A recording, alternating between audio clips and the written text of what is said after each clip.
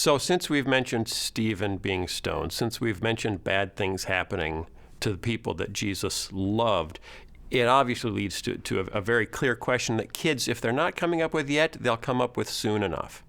And Ian is the first one to come up with it. Our character, Ian, Clive and Ian, typically he kind of plays the role of the kid in the show. He asks the questions that a kid would ask and will ask eventually. And the obvious question, because we've just gone through this list of all these amazing things that God has delivered Paul from. He's delivered him from shipwrecks, from being bitten by poisonous snakes, from stonings, from all this amazing stuff. And Paul's just walked away from it all. Isn't God wonderful? This is a very dangerous point to end the story, because it sends the message, so if I'm following Jesus, nothing bad will ever happen to me. God will deliver me from everything.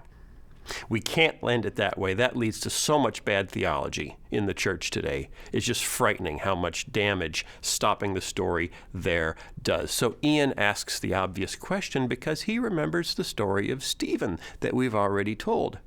Why did God save Paul but not Stephen? Didn't he love Stephen as much?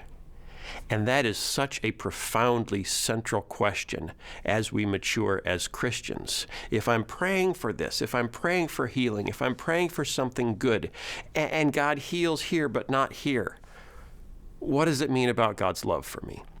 This is so important. It's so central to our lives as followers of Christ to understand that, to me, it's the most important thing in the whole show, in this episode. Isn't just, look at the amazing things God did to save Peter and Paul from all sorts of trouble. No, because they ended up being killed. Peter ended up being killed. Paul ended up being killed. John, James, you name it. They all end up being killed.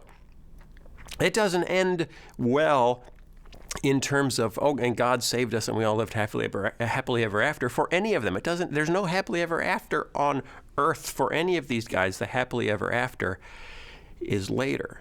And so to try to take kids into this truth that following God does not mean terrible things won't happen. And terrible things happening isn't a sign that God doesn't love you. God's love for you was settled on the cross. Terrible things happening is a sign of the fall. And God has a plan to fix it. That's what the cross is about. This is so key, because we grown-ups don't get it either. So, but if we can teach it to our kids when they're 6, 7, 8, 9, 10 years old, the rest of their lives are going to make a whole lot more sense. Don't miss more fun with me and my friends at jellytelly.com.